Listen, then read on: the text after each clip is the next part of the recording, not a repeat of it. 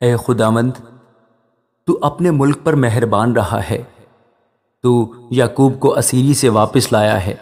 تو نے اپنے لوگوں کی بدکاری معاف کر دی ہے۔ تو نے ان کے سب گناہ ڈھانک دیے ہیں۔ تو نے اپنا غضب بالکل اٹھا لیا۔ تو اپنے قہر شدید سے باز آیا ہے۔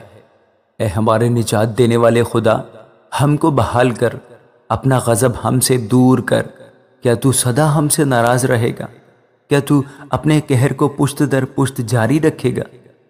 کیا تو ہم کو پھر زندہ نہ کرے گا تاکہ تیرے لوگ تجھ میں شادمان ہوں؟ اے خداوند، تو اپنی شفقت ہم کو دکھا اور اپنی نجات ہم کو بخش۔ میں سنوں گا کہ خداوند خدا کیا فرماتا ہے، کیونکہ وہ اپنے لوگوں اور اپنے مقدسوں سے سلامتی کی باتیں کرے گا، پر وہ پھر حماقت کی طرف رجوع نہ کریں۔ یقیناً اس کی نجات اس سے ڈرنے والوں کے قریب ہے، تاکہ جلال ہمارے ملک میں بسے۔ شفقت اور راستی باہم مل گئی ہیں، صداقت اور سلامتی نے ایک دوسرے کا بھوسا لیا ہے۔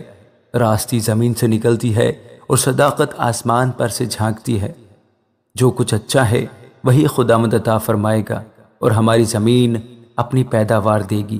صداقت اس کے آگے آگے چلے گی اور اس کے نقش قدم کو ہماری راہ بنائے گی۔